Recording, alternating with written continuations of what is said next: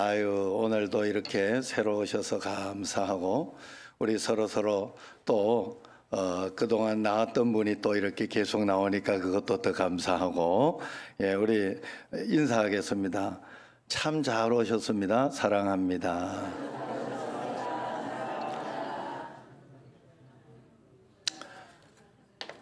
착각을 했네요. 암송 구절은 베드로전서 1장 7절이 맞습니다. 예, 그거까지 아까 요걸 보다가 그거까지 틀린 줄 알고 다 이야기했는데, 여기 주보를 다르게 복사할까요 하는데 그냥 놔둬라 그랬어요. 제가 그래서 그렇게 하시면 되겠어요. 자, 한국인을 고문하는 방법 8가지 이래가지고 인터넷 유머에 나왔어요. 한국인을 어떻게 고문하면 되냐, 8가지 방법이 나오는데, 첫 번째가 뭐라고요? 라면 먹을 때 김치 주지 마라. 두 번째, 인터넷 속도, 그러니까 핸드폰이나 할 때 속도를 엄청나게 느리게 해봐라. 느리게 해놓으면 열받는다는, 고문하는. 세 번째, 식사 후에 커피 마시지 말게 해라. 예, 그러면 고문하는 거를. 또 삼겹살 먹을 때 소주 먹지 말게 해라. 그 다음에 버스 내릴 때 차가 완전히 정차한 후에 일어나게 해라. 예, 그것도 우리는 미리 막 준비하니까.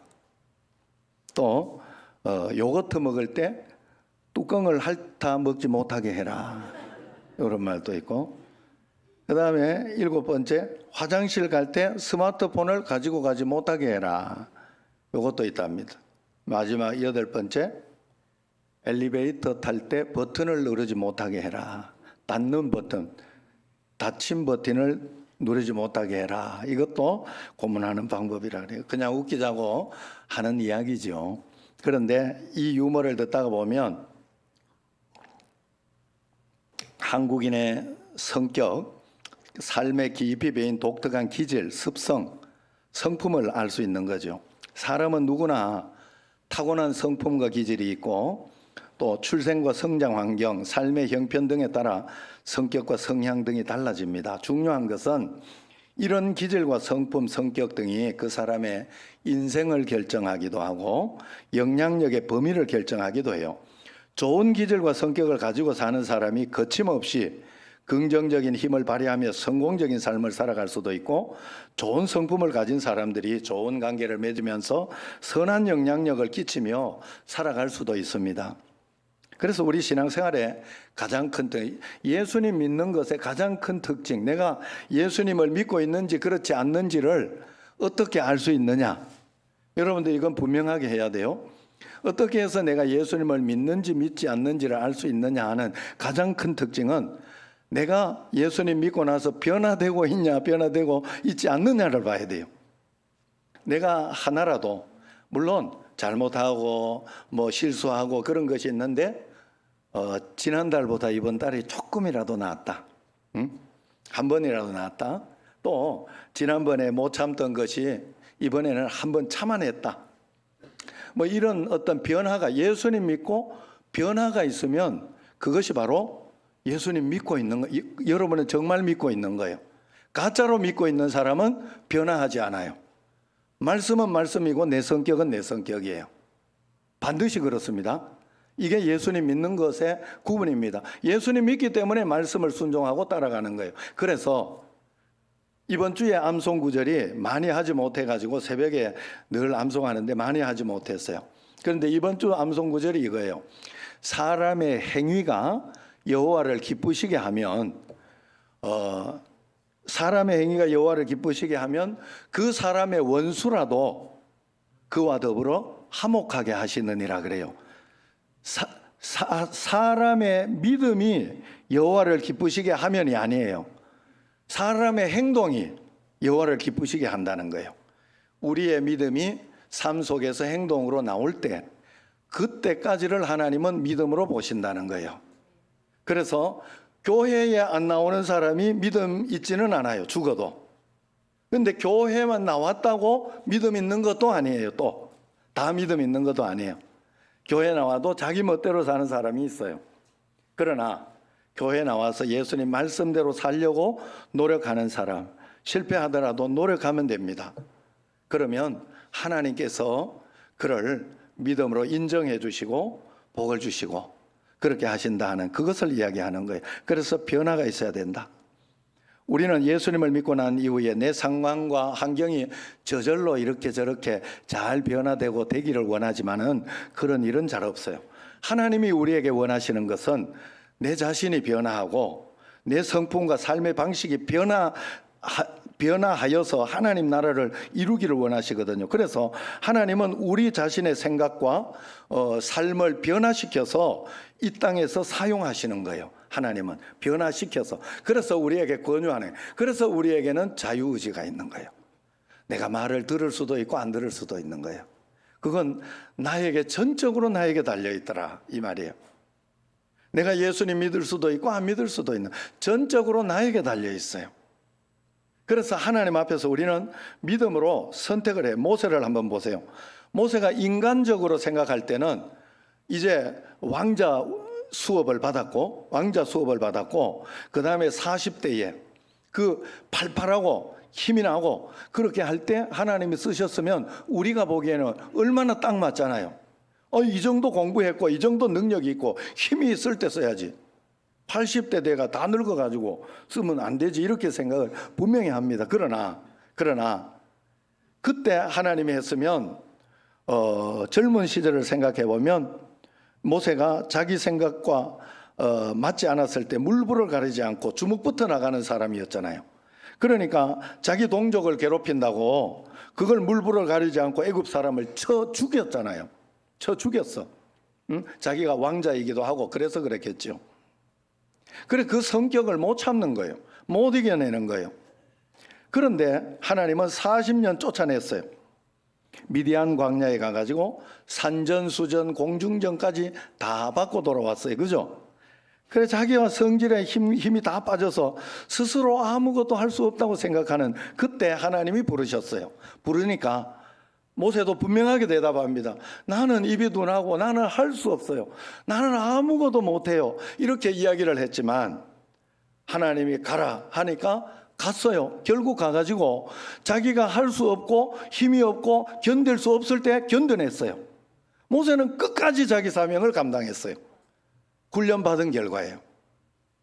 여러분 그래서 우리는 하나님 앞에 철저하게 하나님 앞에 훈련해야 돼. 왜 하나님은 나에게 기회를 주지 않을까?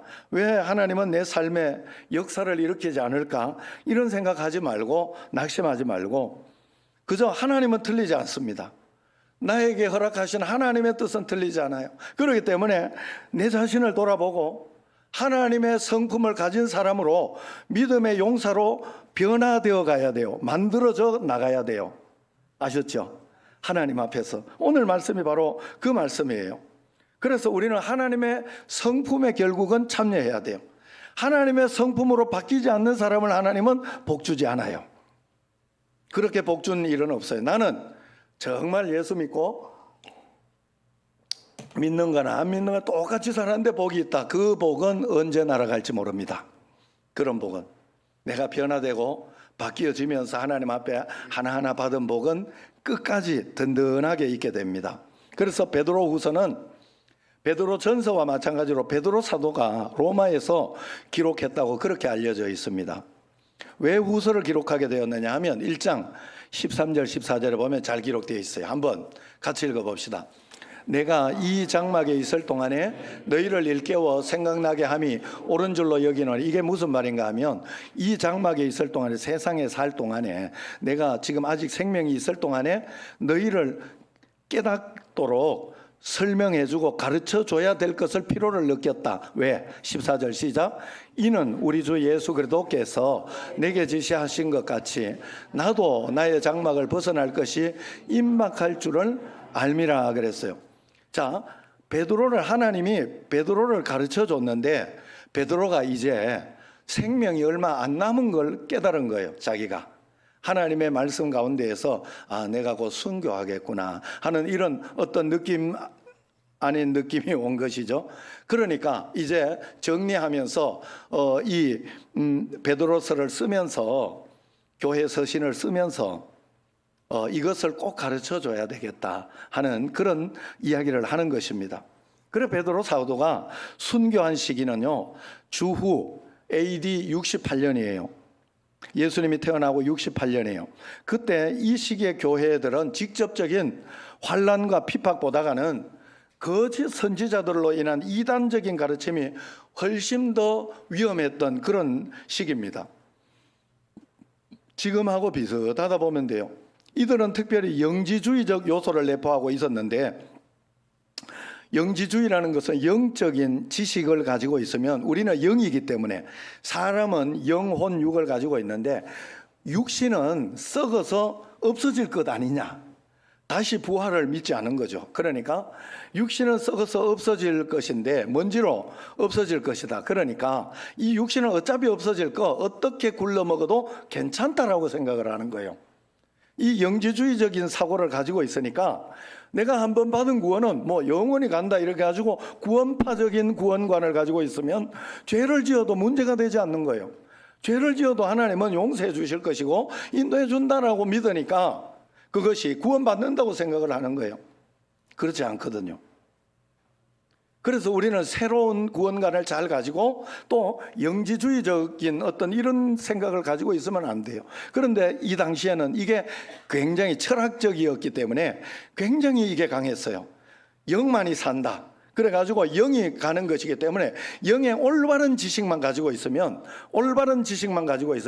예수 그리스도를 아는 그 올바른 지식만 가지고 있으면 육신은 어떤 것이 있어도 괜찮다라고 생각해서 죄로 굉장히 간영했어요. 도덕적인 것이 무용하다 그렇게 주장했습니다. 이런 영향으로 거룩하지 못한 옛 모습으로 돌아가는 이들이 너무 많이 생긴 거예요. 그래서 베드로 후서 2장 20절을 보면요, 그 뒤에 보면 이런 말씀이 나와요. 같이 읽어봐요.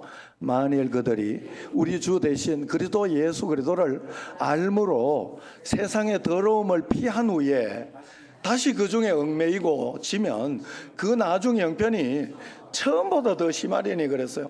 여러분, 이번에 말씀 가운데 그런 게 있었죠. 어떤 것이 있었는가 하면 이 예수님을 처음에 믿었는데 믿고 난 뒤에 깨끗함을 받았어요. 그랬는데 귀신이 쫓겨났어요. 예수님 믿는 사람이 쫓겨났어요. 그런데 이렇게 가도 어디 갈 데가 없으니까 귀신은 영물은 사람에게 붙어야 돼요. 영은 사람과 관련이 있어요. 그래서 우리가 영으로 하나님을 믿는 거예요. 그래서 영물이 이게 사람에게 가야 되는데 이렇게 보니까 어디 갈 데가 없어. 이렇게 둘러서서 보니까 그만 이 예수님 믿은 사람이 믿음으로 계속 살지 못하고 도덕적이 돼버린 거예요. 사람이 깨끗하게 소재만 되어 있어. 그래가지고 그 다음에 도덕률을 가지고 육신을 가지고 이제 들어가는데 그 다음에는 7귀신이 들어갔다 그래요. 그러면 완전히 망한 거지. 귀신 따라가는 건데 우리 삶이, 우리의 혼이 귀신을 붙잡고 귀신 따라 영이 따라가는 거예요. 그래서 지옥 가는 거예요. 하나님이 사람은 지옥 가려고 보낸 게 아니다 이 말이에요. 그런데 어쨌든 그렇게 해서 더 처음보다 더 심하게 된다는 게 귀신 이야기입니다. 그래서 베드로후서 2장 22절에 보면 이렇게 이야기해요. 같이 읽어봅시다. 참된 속담에 이르기를 개가 그 토하였던 것에 돌아가고 돼지가 그 씻었다가 더러운 구덩이에 도로 누웠다 하는 말이 그들에게 응하였도다. 여러분, 예수님 믿고 죄 지면서 더럽게 살면 진짜 저런 모습이라는 거예요. 토하였던 것에 내가 뒹굴고 있는 모습이에요. 돼지가 씻었다가 더러운 구덩이에 도로 눕는 것과 똑같은 모습이 됩니다. 그래서 여러분, 우리는 그래서 깨끗하게 되는 방법이 있죠. 회개하는 방법이에요. 저는 회개라는 기회가 있어서 얼마나 좋은지 몰라요. 너무 좋아요. 목사도 죄를 지어요. 목사도 잘못하는 일이 많아요. 그래도 하나님은 나에게 회개의 기회를 주셨어요. 그건 정말 너무 감사하고, 하나님 내가 다시 잘해볼게요. 언제나 다시. 이게 바로 하나님의 축복 중에 축복인 줄로 믿으시기를 바랍니다. 여러분, 어떤 일이 있어도 주님 앞에 다시 무릎 꿇고 나오면 하나님은 다시 나를 써주시고 건져주시는 줄로 믿으시기를 바랍니다. 그래서 우리가 이런 잘못된 가르침이 한 번 받은 구원은 영원하다. 영원한 건 맞아요. 내가 버리기 전에는. 그러나 내가 버리면 그건 내 것이 아니에요. 내가 떠나면 집 떠나간 아들을 기다리는 아버지처럼 그냥 기다리는 수밖에 없어요. 하나님은 기다리는 수밖에 없어요. 깨닫고 돌아오기를. 그래서 그 길을 우리가 전도하면서 사람들에게 이야기해 주는 거예요. 그거밖에 없는 거예요. 그래서 예수님 믿으면서도 세상 사람과 별 차이가 없고 오히려 세상 사람들보다 더 욕도 잘하고 더 사는 것이 더 그렇다 이러면 세상 사람들은 교회 다니는 사람들 보고 입만 살아서 말은 잘해 이렇게 이야기하는, 그러니 세상에 영향력을 주지 못합니다. 이런 이율배반적인 신앙생활을 하나님은 결코 기뻐하지 않아요. 사람의 행위가 여호와를 기쁘시게 하면 그랬어요. 결코 이런 생활을 하나님은 기뻐하지 않습니다. 이건 믿음이 아니기 때문에 그래요. 그래서 야고보 사도는 행함이 없는 믿음은 죽은 것이니까 제발 너의 믿음을 삶으로 증명해봐라 하고 강력하게 권면하고 있는 겁니다. 중요한 것은 우리가 거룩한 하나님의 사람으로 변화되어야 하나님도 우리 삶에 은혜와 복을 주신다는 것을 꼭 기억해야 합니다. 하나님은 결코 그 은혜를 더러운 그릇에 담지 않습니다. 변화되지 않는 그릇에 주지 않는다는 거예요. 그렇다면 왜 하나님은 즉시 잘못된 가르침을 전하는 사람들, 잘못된 일을 하는 사람을 즉시 멸망시키지 않고 즉시 벌을 주지 않고 그렇게 하실까요? 첫 번째 이유는, 가장 단순한 이유는 우리 모두가 부정하고 죄와 허물로 가득한 존재이기 때문에 그래요. 여러분, 아무리 성자라도 이것을 즉각 하나님이 징계하고 가르치고 그렇게 했다면 여기에 살아남아 있을 사람 아무도 없어요. 진짜 조심하면서 살아도 여기 팔다리 다 떨어져 있을 거예요. 그럴 사람은 없어요. 하나님 보시기에 하나님은 그걸 아셨어요. 그렇기 때문에 끝까지 기다려 주셔요. 죽을 때까지 기다려 주시는 게 하나님이에요. 그래서 우리는 죽기 전까지는 기회가 있어요. 하나님 앞에 기회가 있습니다. 그래서 죽기 전에 우리가 구원받으면 상급이 없잖아. 성경에 보면 부끄러운 구원도 있다고 했어요. 저는 그걸 믿어요. 지옥이 있다는 것도 믿지만 부끄러운 구원도 있다는 것을 믿습니다. 내가 부끄러운 구원을 받아서는 안 되겠다 하는 그런 마음이 있습니다. 어쨌든 하나님 앞에, 그래서 하나님은 하나님 기준으로 보면 이 세상의 사람은 의인은 없고 단 한 사람도, 의인은 없나니 하나도 없고, 다 그래서 실수하고 죄를 짓는데 누가 빨리 회개하느냐, 누가 빨리 돌이키느냐예요. 여러분, 우리가 다윗을 추앙하고 다윗 같은 왕이 없고 그 다윗의 왕을 이렇게 추앙하고 그렇게 하지만 다윗도 대리살인한 사람 아닙니까? 우리가 다시 보면 모세가 그렇게 위대하고 그렇게 하지만 모세도 자기 성격에 못 이겨가지고 사람 죽인 사람 아닙니까? 얼마나 죄인이고 얼마나 나쁜 놈입니까? 우리는 다 그런 사람이에요. 우리가 보이지 않아서 그렇지, 보이지 않는 곳에서 하나님 앞에서 얼마나 나태하고 얼마나 거짓이 있고 그렇게 합니까? 여러분, 저는 우리 아버지 보면서 느낀 게 딱 하나 그거예요. 사람은 보이는 것에 죄 짓는 것보다 보이지 않는 것에 죄 짓는 게 훨씬 더 크구나. 여러분, 정말로 우리가 하나님 앞에서 그런 마음을 가지고 두렵고 떨리는 마음으로 주님 앞에 나아가야 됩니다. 그래서 오늘 우리가 숨을 쉬고 사는 것은 죄가 없어서가 아닙니다. 하나님께서 우리를 긍휼히 여기셔서 우리 삶을 묵인하여 주시고 기다려 주셔서 그런 거예요. 그래서 베드로후서 3장 8절 9절, 사랑하는 자들아, 주께는 하루가 천년 같고 천년이 하루 같다는 이 한 가지 사실을 잊지 마라. 주의 약속이 어떤 사람은 더디다고 생각하는 것 같이 더딘 것이 아니란다. 오직 주께서는 너희를 대하여 오래 참으사 아무도 멸망하지 아니하고 다 회개하게 이르기를 원하시느니라. 하나님이 우리 옆에서 내가 범죄하고 죄 짓는 거 보면서 그러지 마. 그러면 안 돼. 그러면 복을 못 받아. 그러면 살 수 없어. 하나님이 지금도 말씀하고 계신 줄로 믿으시길 바랍니다. 여러분, 그 음성에 귀를 기울이고 스스로 주님의 말씀에 따라가면 하나님께서 여러분을 높이 세워주시고 복을 주시고 은혜를 꼭 주시는 줄로 믿으시기를 바랍니다. 우리 하나님은 사랑과 긍휼이 많으셔서 모든 사람이 돌아오기를 하루가 천년같이, 천년이 하루같이 묵묵히 기다리고 계시는 것입니다. 마치 집을 나간 탕자를 기다리는 아버지의 심정으로 주님께서 기다리고 계시다는 것이지요. 탕자를 기다리는 아버지가 집 나간다는데 어떻게 방법이 없어요. 방법이 없어요. 내 권리라고, 내가 나갈 수도 있고 들어올 수도 있지 않냐고 나간 거예요. 기다리고 돌아와 어서 돌아오라, 어서 돌아오라. 돌아와서 회개하고 바뀌어지니까 대우가 다른 거예요. 기다리고 있다가 우리는 회개의 기회가 있는 줄로 믿으시기를 바랍니다. 그건 축복 중에 축복이에요. 그래서 4절에, 오늘 본문 4절에 이렇게 말합니다. 이로써 그 같이요 보배롭고 지극히 큰 약속을 우리에게 주사, 이 약속으로 말미암아 너희가 정욕 때문에 세상에서 썩어질 것을 피하여 신성한 성품에 참여하는 자가 되게 하려 하셨느니라. 가만두세요. 보배롭고 지극히 큰 약속을 우리에게 줬다 그래요. 큰 약속을 줬는데 이 약속으로 우리가 복을 받아야 되는데 정욕 때문에 세상에서 썩어질 것을 찾아서 살아가면 그 복을 받지 못하기 때문에 너희들은 그렇게 살지 말고 신성한 성품, 하나님의 성품에 참여하는 자가 되게 하려고 하나님이 이렇게 훈련하고 연단시키고 있느니라. 너희에게 하나님의 성품, 성령의 성품을 만들어주고 있느니라. 이렇게 이야기하고 있는 거예요. 여러분, 정말로 환난 가운데에서 여러분에게 가장 큰 축복은 첫 번째는 여러분이 변화되는 거예요. 그것 때문에 여러분은 겸손하게 되고, 그것 때문에 여러분은 인내할 줄도 알게 되고, 그것 때문에 여러분은 다른 사람을 함부로 판단하지 않게도 되는 거예요. 아, 저 사람은 이랬겠구나, 저랬겠구나.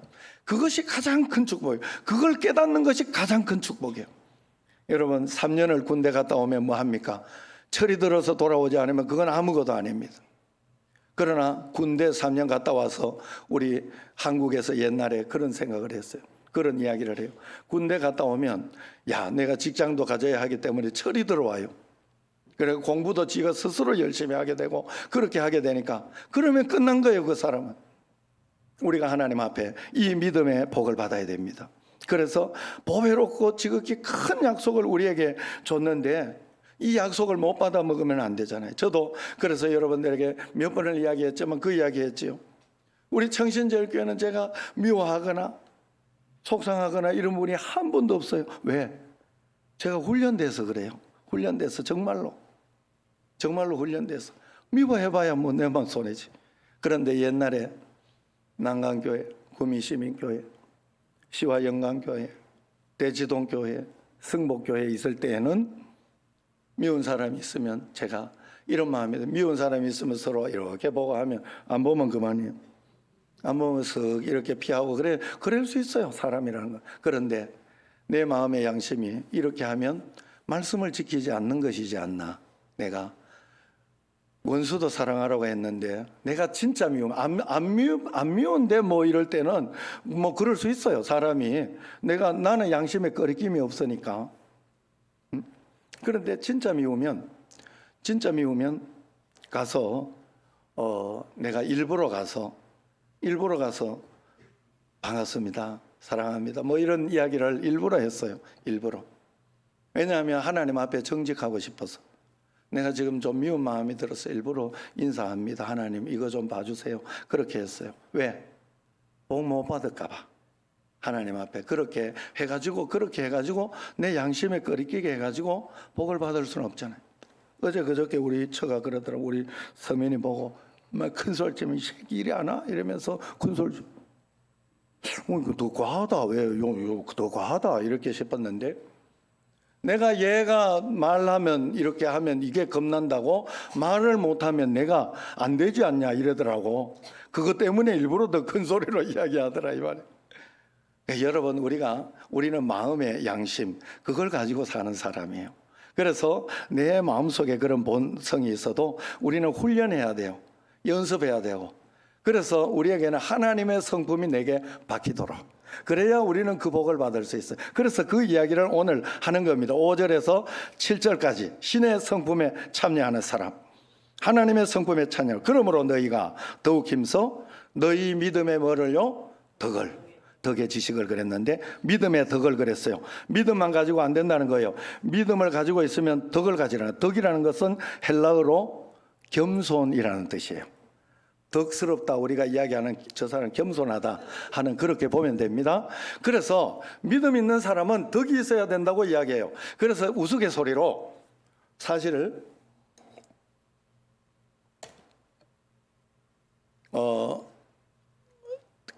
임직하거나 사람들을 이렇게 임직하거나 장로님 세우거나 임직을 이렇게 안수 집사님 세우고 권사님 세우고 할 때 목사님들끼리 이렇게 우스갯소리 이런 이야기가 있어요. 그 사람 믿음 보고 세우지 마라.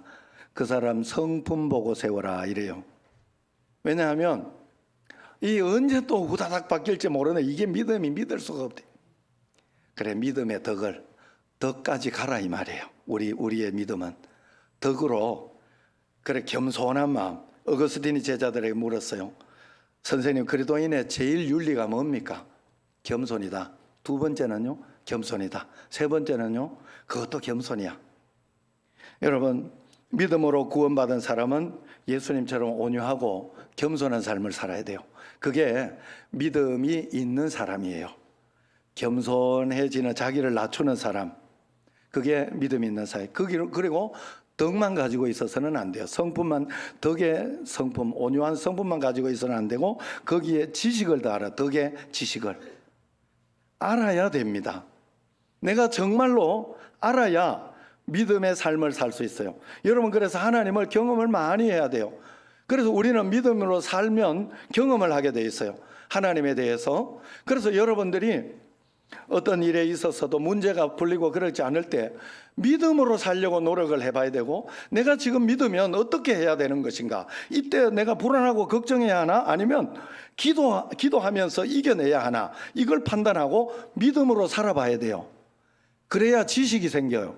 그래야 여러분들에게 이런 일이 있을 때도 꾹 참고 견디고, 그러면 기다려보, 덕으로 견뎌보면 이제 하나님이 그 다음에 역전시켜 주시고 더 좋은 것을 주는 게 보입니다. 그러면 지식이 생겨요. 그러면 불안하고 걱정이 되지 않아요. 그 다음부터는 뭐 또 하나님이 좋은 걸로 이런 게 하시나, 하나님 내가 이 시간 이때 잘 견뎌보겠습니다, 잘 이겨나 보겠습니다 하고, 주님 지금 내가 뭘 해야 될까요? 이렇게 물어요, 하나님 앞에. 그렇게 물으면서 가게 되어 있습니다. 그래서 지식을 가져야 됩니다. 하루아침에 자녀들을 다 잃고 재산을 다 잃어도 욥이 하나님을 꿋꿋하게 경배하고 예배할 수 있었던 것은, 욥은 정말로 하나님을 아는 지식이 충만했기 때문에 그렇습니다. 내게 복을 주셨으니 복을 가지고 갈 수도 있는 문제지, 나는 하나님을 믿는다 하고 그 지식이 있었기 때문에 그래요. 그래서 우리는 하나님을 아는 지식을 더해 가야 됩니다. 하나님 아는 지식을 더해 가려고 하면, 지식을 더해 가려고 하면 예배에 참여하여 예배자로 살아야 되고, 성경을 읽어야 돼요. 그리고 기도를 할 수 있어야 돼요. 그래야 지식이 더해 가요, 하나님 앞에. 나는 맨날 그냥 뭐 예배도 드리지 않고 그냥 내 멋대로 살면서 하면 내 멋대로 사는 지식만 늘어나요. 내 경험의 지식만 늘어가요. 세상적인 지식만 내게 늘어가요. 그 지식을 가지고 내가 사는 거기 때문에 하나님의 말씀이 아니에요. 그래, 여러분, 하나님의 말씀이 왜 여러분에게 잘 분간되지 않고 판단되지 않느냐 하면, 그만큼 성경을 읽지 않기 때문에 그래요. 그만큼 예배자로 주님 앞에 순종하는 삶을 살아보지 않았기 때문에 그래요. 그래서 우리는 하나님 앞에 이 지식을 더해가야 됩니다. 그리고 마지막 6절 7절을 한번 보면, 이제 지식의 뭐를요? 절제. 열심히 절제해야 돼요. 통제하고. 절제에 인내. 또 점점 더 힘들죠. 지금 인내. 그 다음에 인내에 경건을. 인내하고 그 넘어간 게 경건이 됩니다. 그런 사람을 경건한 사람이라, 저 사람은 정말 경건한 사람이다, 겉으로 보이는 것만 그렇지 않구나 이야기합니다. 그리고 난 뒤에 경건에 형제 우애. 형제 우애는 내가 여기에 나온 형제라고 하는 것은 믿음의 형제를 이야기해요. 여러분, 형제 우애는 굉장히 중요해요. 예수님 믿으면서 서로 질투와 시기가 굉장히 많습니다. 그리고 다툼도 많습니다. 교회 안에도 다툼이 있어요. 그래서 그걸 가지고 성경에 보면 믿음의 기초라고 해요. 그래가지고 너희들이 아직도 다투고 있냐? 아직도 시기하고 있냐? 그러면 너희는 아직 어린아이야. 너는 아직 어린아이야. 그렇기 때문에 너에게는 복을 줄 수가 없어. 그렇게 이야기하는 거예요. 그래서 그걸 넘어선 사람이 경건한 사람이에요. 그걸 이겨낸 사람, 인내와 절제와 인내를 다 넘은 사람이에요. 그런 사람이 경건한 사람이 형제 우애를 할 수 있어요. 불쌍히 여기고 저 사람에게도 예수님이 있다 하고 생각을 합니다. 그리고 마지막에 사랑을 다하라. 모든 것에 사랑으로 하면 다 끝납니다. 모든 것에 사랑으로 하면, 하나님 사랑으로 하면 여러분들은 하나님 말씀 잘 지키고 있는 거예요. 달리 방법이 그냥 그게 결론이에요. 거기까지 못 가서 문제예요. 우리가 거기까지 못 가서. 자, 이렇게 변화된 그리스도인이 가져야 할 성품들을 나열하고 보면 딱 하나 나오는 분이 한 분 있죠. 바로 예수 그리스도입니다. 예수 그리스도께서 이렇게 하실 수 있죠. 우리는 우리 힘으로 할 수 없어요. 그러나 하나님의 성품에 그래서 참여하는 사람이 되라 하는 말은 예수님을 닮아가라 이 말이에요. 예수님처럼 살려고 애를 쓰고 노력해라. 매일매일 매 순간 롤모델을 예수님으로 삼고 그 모습을 닮아가라 하는 그런 뜻입니다. 그렇게 살려고 하면 어떻게 살아야 되느냐? 내 힘으로 살아서는 절대 안 돼요. 나는 죽고 예수로 사는 삶. 나는 죽고 예수로 사는 삶을 살아봐야 돼요. 여러분들이 내가 억지로 참아봐야지, 그건 반드시 한계가 있습니다. 참다 못 참아요. 반드시 한계가 있습니다. 그러나 주님께 기도하면서 참아보세요. 성령님을 의지하면서 참아보세요. 넘깁니다. 이기게 돼요. 그리고 마음속에 평안이 와요. 여러분, 악인을 부러워하지 마라. 악인이 뭐 이렇게 죽을 때까지도 저 사람은 어떻게 평안하게 가냐. 성경에 보면 악인은 평안이 없다 그랬어요. 평안하게 산다고요? 아니요. 온갖 걱정과 근심과 그것을 다 가지고 이 땅에서 불안 걱정하며, 그리고 내가 본 바로는 하나님 앞에서 말씀대로 살지 않는데 교회 지도자들이나 교회 어떤 목사님들이나 장로님들이나 지도자급에 있는 사람들이 맨날 교회에서 이렇게 바르게 살지 않는데 제대로 마지막 평안하게 돌아가시고 그렇게 산다. 난 그런 걸 본 적이 없어요. 내 경우는 그래. 100%. 나는 그런 걸 본 적이 없어요. 그러나 끝까지 하나님 앞에 말씀대로 살려고, 겸손하게 살려고, 하나님 앞에 믿음으로 살려고 하는 사람은 잘 되는 것을 나는 봤어요. 하나님이 저렇게까지 해줄 게 아닌데 해줍니다. 하나님은. 그래서 여러분 꼭 믿어야 돼요. 나는 죽고 예수로 사는 삶으로 자기 부정, 예수님이 원하시는 것이 무엇인지 생각하며 나는 내 주인이, 나의 주인은 내가 아니요 예수님임을 인정하며 사는 거예요. 그게 바로 오늘 우리가 알아야 할 삶. 오늘은 성령 강림 주일입니다. 우리가 하나님의 성품을 닮는 사람으로 사는 것은 내 의지와 노력으로 안 돼요. 성령님이 오셔서 성령님이 나를 도와주셔야 돼요. 저도 참으로 많이 성격이 바뀐 사람 중에 하나입니다. 우리 아들이 알고 아내가 압니다. 우리 아버지도 많이 바뀌었는데도 죽어도 안 바뀌더니 그래도 바뀌었어요. 그래도 바뀐 분이에요. 여러분, 살면서 여러분 우리가 하나님 앞에서 예수님을 인정하고 한 걸음 한 걸음 믿음으로 살다가 보면 그렇게 되게 돼요. 매일매일 여러분 성령님을 인정하고, 이곳에 성령님 계십니다. 성령님 도와주시고 성령님 오늘도 운행하시고 동행하여 주옵소서. 그렇게 꼭 노력하시길 바라요. 그게 바로 하나님의 성품에 참여하는 변화된 그리스도인인 줄로 믿으시기를 바랍니다. 그러므로 성령 충만함을 받고 그 지배 속에 살아가는 사람이 꼭 되기를 바랍니다. 성령의 충만함을 받아 철저하게 예수님을 닮아가고 따라가는 여러분과 저가 되기를 주의 이름으로 축원합니다. 기도하겠습니다. 하나님 감사합니다. 믿음으로 주님 앞에 나아가며 성령 충만하며 은혜 충만하며 나아가는 저희들이 꼭 되게 하여 주옵소서. 예수님과 함께 동행하며 따라가는 저희들이 되게 하옵소서. 예수님 이름으로 감사하며 기도드리옵나이다. 아멘.